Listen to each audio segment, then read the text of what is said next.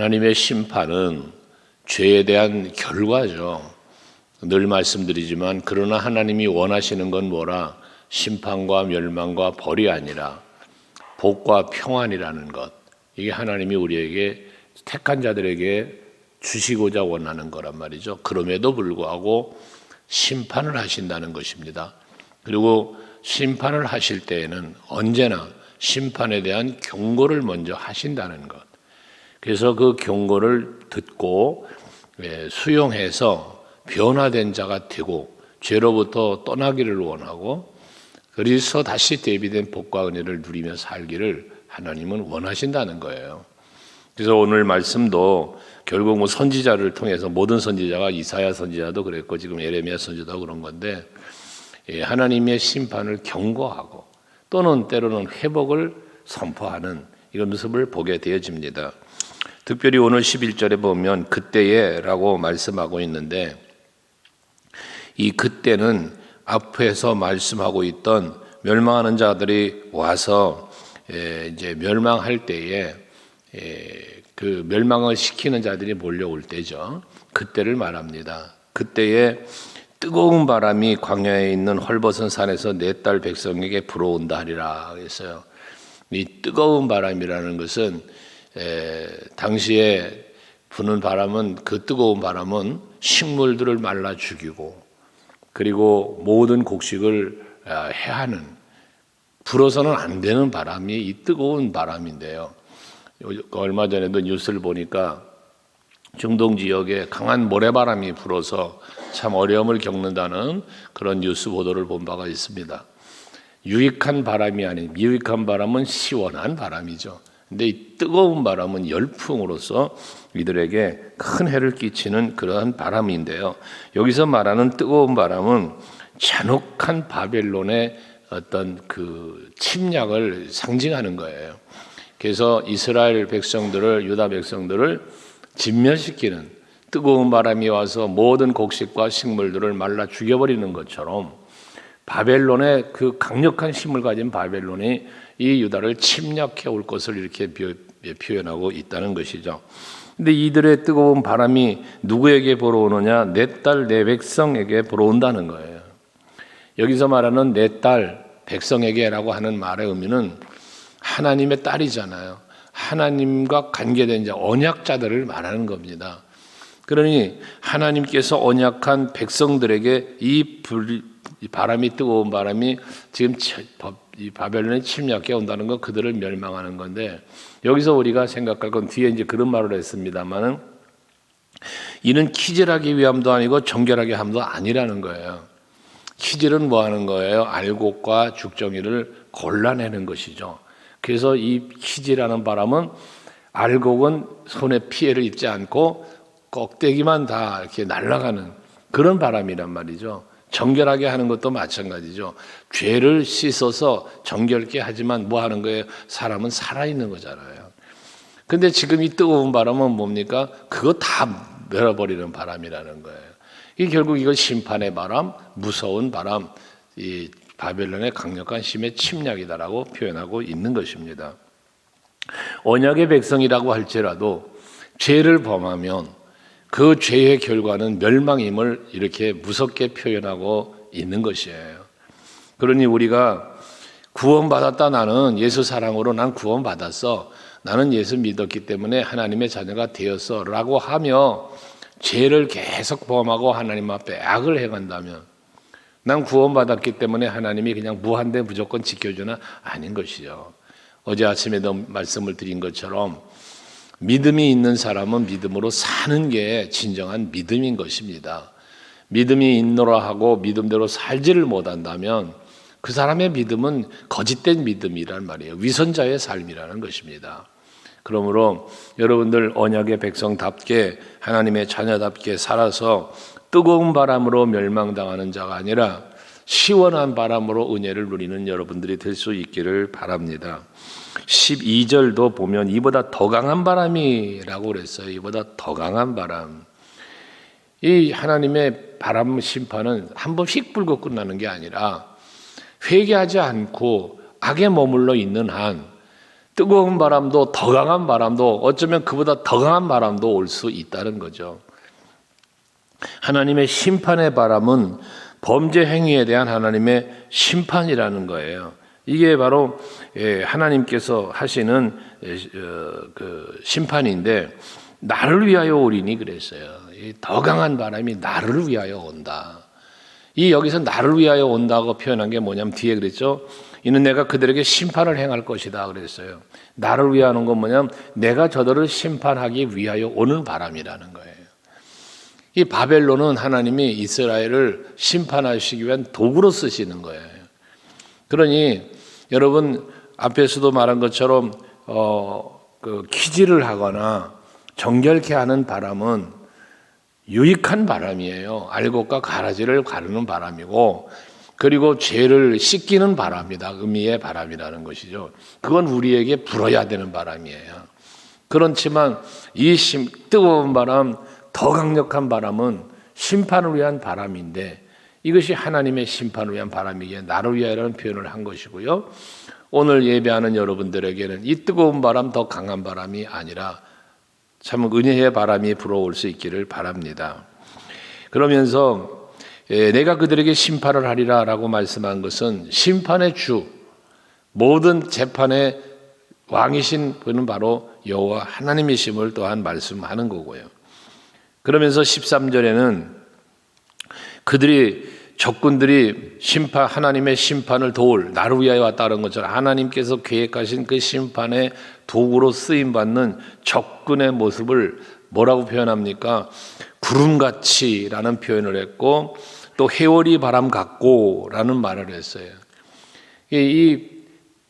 구름같이라는 구름이, 먹구름이 콱 몰려오는 것, 이 장마철에 보면 흔히 볼 수 있는 장면 아닙니까? 동남아 쪽에 성교지를 가서 보면 정말 비구름에 몰려오는 게 무서울 정도로 몰려오는 걸 본 적이 참 많아요. 눈에 보여요. 빗줄기가 시커먼 구름이 오면서 비를 막 쏟아내리는 게 저기서부터 오는 게 이렇게 보여요. 그 비를 보면서 빨리 어디로 피해야 돼요. 안 그러면 한 방 맞아버리는 거예요. 구름이 이렇게 몰라오는데 얼마나 그 무서운 구름이 덮여오는가를 보여주는 거잖아요.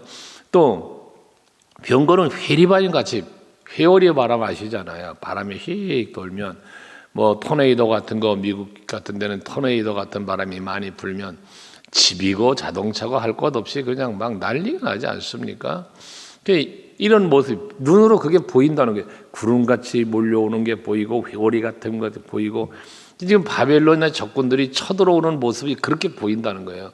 구름처럼 몰려오고 회오리 바람처럼 달려오고, 거기 보면 그의 말들은 독수리보다 빠르도다. 얼마나 빨리 달려오면 독수리보다 빠르다고 했겠습니까? 이 무서운 적군들의 침략을 이렇게 무섭게 표현하고 있습니다. 그때 우리에게 화 있도다, 우리는 멸망하도다 하리라 했어요. 백성들이 그렇게 말한다는 거예요. 이거는 뭐 하는 겁니까? 후회하는 거죠. 이제 후회하는 거죠. 야, 이제 우리 망했다. 우리 이제 화가 임했다.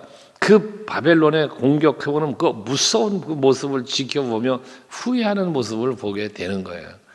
그런데 늘 말하지만 우리가 하나님 앞에 죄를 지어 멸망을 당하고 책망을 받을 만한 어떤 상황에 놓여 있을 때 우리가 해야 될 일은 뭐냐 하면 후회하는 게 아니라 회개해야 된다는 거예요. 사울 왕이나 가룟 유다를 비유하여 말씀했잖아요. 사무엘을 통하여 꾸짖음을 받을 때 사울 왕은 회개를 하지 않았잖아요. 요리조리 핑가만 댔고 결과적으로는 후회만 했어요. 그 사울 왕은. 그러나 다윗 왕은 나단 선지자가 와서 그의 잘못을 꾸짖을 때에 회개를 했잖아요. 시편 50편 말씀에 보면 침상을 적시며 기도했다고. 그런 기도를 하지 않습니까? 그런 회개를 하지 않습니까? 그러니까 사울 왕은 버림받은 왕이 되고 다윗 왕은 열왕의 왕으로 세워가시더라.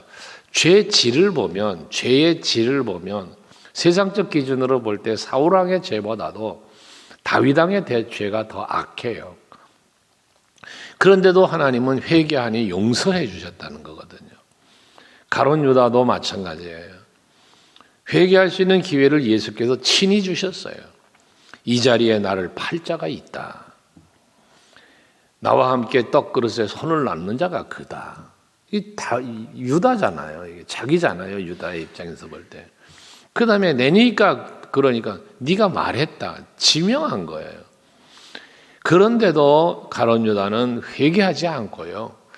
후회를 했어요. 그게 가서 자기 자살해도 죽잖아요. 그러나 베드로도 마찬가지잖아요. 예수 모른다고 부인하고. 그런데 베드로는 새벽닭에 울 때 예수께서 하신 말씀이 생각이 나서 번곡하며 울며 회개를 했다는 거예요. 오늘 여러분들도 마찬가지예요. 우리가 하나님의 말씀을 들을 때 제가 늘 말하죠. 하나님의 말씀은 내 영적인 것을 비춰보는 거울 같다. 내 영의 거울이다. 그래서 말씀의 거울 앞에 나를 비춰보고 나를 성찰하면서 해야 될 일 회개하자 그 말이에요. 그러면 하나님은 언약하신 대로 복을 주시는 분이시거든요. 근데 회개하지 않으니까 이들은 이렇게 무서운 적군들의 침략을 받게 됐다는 것이거든요. 그런데도 14절에 보시면 예루살렘아 하나님의 마음을 이렇게 표현하는 거예요. 네 마음의 악을 씻어버려라. 그리하면 구원을 얻으리라 라고 말씀을 합니다. 지금 적군들이 구름처럼 해오리 바람처럼 독수리보다 빠르게라는 표현으로 몰려오고 있지만 마음의 악을 씻어버리면 여기서 마음의 악을 씻어버린다는 게 뭐예요? 회개하는 거죠. 그 마음에 품은 생각들, 그 마음이 우상에게로 향하고 그 마음이 하나님을 떠난 마음이에요. 이 완악한 마음이라고도 표현을 했어요. 근데 이 마음을 그 악이라고 지금 말씀하면 이거 씻어버려라 라고 말씀하고 있다는 거죠. 여러분들의 마음의 생각을 악한 마음은 버리고 하나님이 기뻐하는 마음을 품고 그 마음은 바울은 예수의 마음이라 그랬고요. 또 성령 충만 받음을 말씀하고 있지요. 이것이 우리의 신앙생활 속에서 항상 이루어져야 할 모습입니다. 그러면 근데 그 구원을 얻으리라 그래요. 지금 아무리 강한 바벨론의 군대가 구름처럼 몰려오고 해오리 바람처럼 독수리보다 빠르게 달려온다 할지라도 저들이 악을 씻어버리고 여호와여 우리가 잘못했어요 라고 회개하면 그러한 상황에서도 하나님은 뭐 한다는 거예요? 구원이 있을 것이라는 거예요. 그런데 이들이 멸망당한 이유는 뭐예요? 회개하지 않은 것이거든요. 그러면서 하신 말씀이 네 악한 생각이 네 속에 얼마나 오래 머물겠느냐라는 말씀은 이게 뭐냐면 심판이 임박했음을 말하는 거예요. 언제까지 도대체 네 마음속에 이걸 씻어버리지 않는 악을 언제까지 그 마음에 품고 있겠느냐는 것이거든요. 여러분 악은 그 모양이라도 버리라고 했습니다. 우리의 마음의 악은 품지 말아야 할 것들이고요. 혹이나도 찾아온다면 속히 물리칠 수 있는 여러분이 되셔야 한단 말이에요. 시편 36편의 말씀을 언제 금요철야에 묵상하면서 그랬잖아요. 악을 거절할 수 있어야 된다. 이 악을 거절하지 못하면 뭐가 돼? 그게 악인이 된다 그랬지 않았습니까? 가인에게도 죄가 네 문 앞에 기다리고 있어. 그러니 가인아 너는 그 죄를 다스려야 된다. 하나님 말씀하시지 않았습니까? 그러나 어떻게 했어요? 그 죄를 다스리지 못하고 아벨을 죽이는 악을 행하고 말하지 않았습니까? 이것처럼 하나님은 우리에게 말씀하시는 거예요. 네 마음의 악을 씻어버려라. 네 생각 속의 죄를 버려라. 그러면 구원을 얻을 것이다. 언제까지 악을 품고 있을 거냐? 얼마나 오랫동안 이 악을 품고 있을 거냐? 기다리시는 하나님이시잖아요. 비록 바벨론을 보내서 저들을 지금 침몰시키고 멸망시키려고 그 일을 진행 중에 있을지라도 회개만 하면 하나님 구원해 주신다는 거예요. 오늘도 하루를 사시면서 하나님 앞에 부끄럽거나 악하다 생각하는 판단되는 것은 성령이 이제 깨닫게 하시니까 선지자를 통하여 말씀 주시는 것처럼 성령을 통하여 여러분에게 하나님은 말씀을 주시거든요. 깨닫게 하시고요. 생각나게 하신단 말이죠. 그때 돌이켜 회개하면 그때라도 이제라도라는 말씀을 우리가 앞에서 많이 묵상하고 왔잖아요. 그러니까 이제라도 회개하면 그러면 하나님의 심판과 책망은 어떻게 돼? 즉시 멈추어지는 거예요. 그러면서 15절 16절에 보면 단에서 소리 선포하고 에브라임 산지에서 재앙을 공포한다. 이 단과 에브라임은 이 지도적으로 보면 북이스라엘의 최꼭대기 단, 성지순례에 가보면 그 물줄기가 펑펑펑펑 솟아오르는 그런 아주 그 축복의 땅이에요. 근데 그 엄청난 이스라엘 그 요단강까지 흘러내려가는 물줄기의 시작점이라고 말할 때는 그 북이스라엘의 꼭대기거든요. 거기서부터 에브라임 에브론 산지가 있는 그 아주 비옥한 땅 그 중심에까지. 그리고 이게 말은 뭐예요? 지금 북이스라엘부터 시작돼서 저들이 지금 온 그 유다 예루살렘까지 이르기까지 에브라임 산지에 이르기까지 이걸 다 지금 점령할 기세라는 거예요. 그러니까 그 하나님의 심판과 멸망은 온 이스라엘에 임하게 된다는 말씀을 하는 거예요. 그러니까 선포하라는 거예요. 너희들 지금 이런 재앙이 지금 오고 있어. 저 지금 말굽소리 듣냐? 저 침략자들의 소리가 구름처럼 몰려오고 해리바람처럼 오고 독수리 좀 빠르게 오는 걸 보느냐 듣느냐? 선포하라는 거예요. 그런 일이 속히 온다. 너희들 지금 멸망 속히 온다. 선포하라는 것이거든요. 적들의 침략이 임박하고 그런다는 걸 지금 말씀하라는 거예요. 또 16절은 너희는 여러 나라에 전하며 또 예루살렘에 알려라. 미리 선포하라는 얘기 아니에요. 또 이것도. 그러면 뭐라고 하냐? 에워싸고 치는 자들이 먼 땅에서부터 와서 유다 성읍들을 향하여 소리를 지른다 라고 말을 해요. 이게 지금 벌써 와서 유다 땅의 성읍들을 향해서 벌써 왔다는 거예요. 와서 소리 지르고 있지 않냐. 이 소리를 들으라는 거예요. 이건 무슨 얘기냐면 앞에서 이제 그 14절에서 너의 악한 생각이 내 속에 얼마나 오래 머물겠느냐라고 했잖아요. 언제까지 너희들 회개 안 하고 이 악한 마음을 씻어버리지 않고 그 악을 품고 있겠냐. 너 하나님의 소리, 선지자를 통해 주는 이 소리를 들어라. 1단계. 그 다음 뭐라는 거예요? 멸망하는 자들, 너를 침략하는 자들의 소리를 들으라는 거예요. 여러분 우리가 정말 지혜롭고 하나님 앞에서 은혜 받고 복 받을 자로 사는 것은 주의 음성을 듣고 회개하는 자가 이게 복된 자예요. 그런데 그걸 그나마도 안 되면 지금 바벨론의 침략의 소리를 듣고라도 뭐 하라는 거예요? 회개하라는 거예요. 돌이키라는 거예요. 지금 하나님의 재앙이 임박한 그 임박한 소식을 들으며 우리 돌이키라는 거거든요. 주님의 심판은 회개하지 않으면 멈추지 않습니다. 회개할 때 멈추시는 거예요. 그리고 그거 앉아서 지키시는 거거든요. 그러면서 저들의 모습을 말하기를 17절에 보면 공격자들의 말하는 거죠. 그들이 밭을 지키는 자같이라는 표현을 했어요. 밭을 지키는 같이 예루살렘을 에워싸나니 그래요. 여기 밭을 지키는 자라는 건 뭐냐면 곡식이 이제 막 자라서 익어서 추수할 때가 다가오면 짐승들이나 새들이나 와서 이 곡식을 해치지 못하도록 그 밭의 곡식을 지키는 무리를 말하는 거예요. 이건데 우리나라도 보면 곡식이 있고 그럴 때 보면 뭐예요? 과일도 막 익을 때가 되면 와서 까치들이 막 찍어가고 그런다잖아요. 그러니까 과수원하는 분들 보면 막 망을 치고 어떤 분들은 또 막 총 쏘는 소리까지 뻥뻥 내가 하면 그 지키는 거거든요. 그것처럼 이 밭을 에워싸고 지금 지키는 사람들이 있는 것처럼 뭐예요? 예루살렘 성을 와서 지금 침략자들이 에워쌌다는 거예요. 포위하고 있다는 얘기를 이렇게 하는 거예요. 근데 이는 그 이유가 뭐냐? 이는 그가 나를 거역했기 때문이다. 하나님의 말씀을 거역했다는 거예요. 회개하라. 먼저는 하나님의 말씀대로 살아라. 근데 안 살아. 우상 섬기지 마라 그랬더니 우상 섬겨. 나를 떠나면 안 돼. 돌아와. 안 돌아와. 회개해라. 회개도 안 해. 침략자의 소리를 들려주면서 지금 침략이 임박해 왔으니 그러니 빨리 너희들 회개해. 그래도 안 해. 그러니까 이제 저들을 에워싸임을 당하여 지금 멸망당할 위기에 놓였다는 거예요. 나를 거역했다. 이유는 그거예요. 멸망의 이유는 이거예요. 거역했다는 얘기들이에요. 여러분 순종하며 사세요. 어제 오후 예배 때도 순종에 대한 말씀을 드렸습니다만 순종보다 더 하나님을 기쁘게 하는 건 없어요. 순종이 제사보다도 낫다고 하잖아요. 그러면서 18절 네 길과 행위가 이들을 부르게 했다. 그렇죠? 저들의 죄악된 행위가 하나님 앞에 악을 행하고 하나님의 말씀을 거절했던 저들의 행위가 결국은 바벨론을 불렀다는 거예요. 멸망의 원인이 너희에게 있다는 걸 이렇게 표현하는 거죠. 이는 네가 악함이다.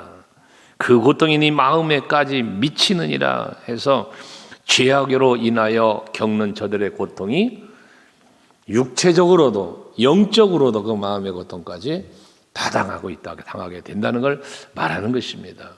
우리는 영과 육이 강건하고 영과 육이 평안해야죠. 그게 하나님이 주시는 은혜를 누리는 누림이니까요. 오늘도 한날 여러분들 영과 육이 고통을 당하는 게 아니라 영과 육이 평안하고 복된 삶을 살아가는 하루가 되시기를 바랍니다.